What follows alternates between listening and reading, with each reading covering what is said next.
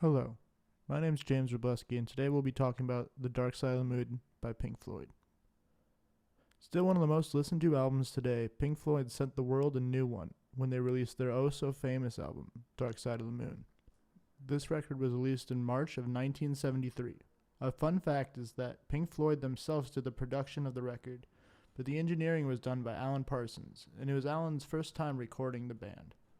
The record was 9 songs long, and it ended up in the top 200 Billboard for 741 weeks straight before dropping below.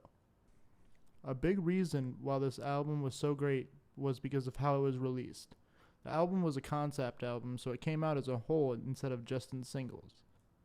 This concept album had brought psychedelic rock to the public with new, almost ambient rock tracks.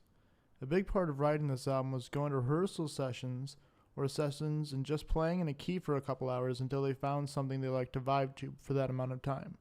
Another interesting fact is that their first session that brought onto this album was actually in a studio owned by the Rolling Stones. Another thing that made the album fit the psychedelic rock sound they were going for was David Gilmour's amazing ability to double track and do harmonies for the vocals on such precise time instead of having to use a machine for it. This added to a very vibey tone in the vocals. One thing that also added to the album was the sound they got from their Synth EA, which had built-in oscillator filters and a small keyboard to achieve many of the ambient and futuristic sounds they used for the time in this album. All these combinations and efforts from the band to relate to the world with still these new styles of concepts and very new ambient and futuristic styles to their usual rock made it for one of the best albums for the world to ever hear. With all these techniques, I think that Pink Floyd should honestly be studied a lot more.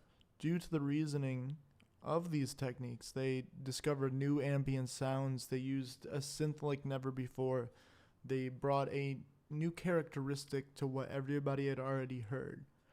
And let alone just instrumentation wise to how they came to the ambient tracks, to how they used the studio to help with that tracks. And much of that was due to David Gilmour and his double tracking. All these different techniques made it very interesting to me, which made me come up with more ideas to add to my sounds, to try and go a little further with my synth-based or ambient style tracks, to add a little more depth and perception to them. And Pink Floyd just influences that always with how good they've been throughout all their albums.